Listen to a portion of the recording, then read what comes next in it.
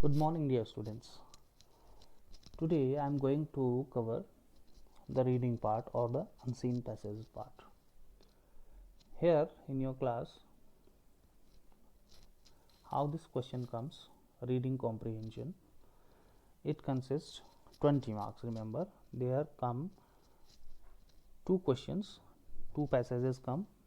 Now, first one is factual passage based on the facts on a particular subject, and it comes in around 300 to 350 words, and this carries 8 marks, and 8 marks MCQ question comes.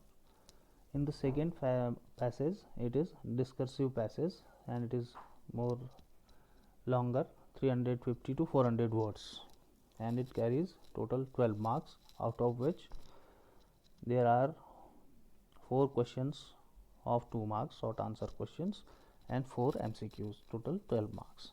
This way 2 passages you have to attempt. Now, as I have already told, 8 MCQ come in the discursive passage, second one, with 2 marks and 4 MCQs,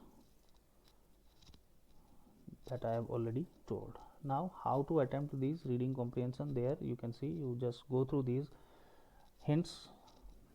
Some good helpful points are given here.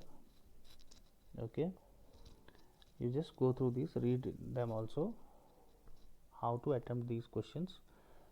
The main common points are there. Here, first you read the passage very carefully. Okay, then some main points are, always give importance to the beginning and the end, because these are the most important part of the passage.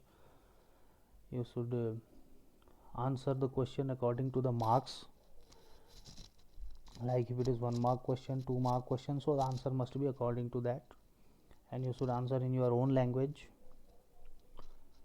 Should not just copy the sentence from the given passage.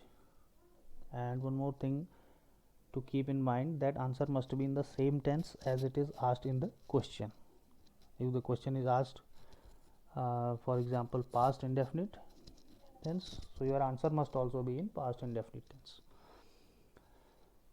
Okay, now there are vocabulary based question which come in the form of word meaning based question, or synonym based question, or antonym based question, or one word substitution. These are there to test your knowledge of words and their meaning in the context they have been used in the given passage.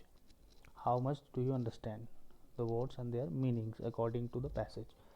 So you can be asked for the meaning, you can be asked for the synonym word or antonym or opposite word, or you can be asked for changing a sentence with one given word, that is one word substitution. This way you are asked to answer these questions. So you just go through these. I'll be sending these written pictures also.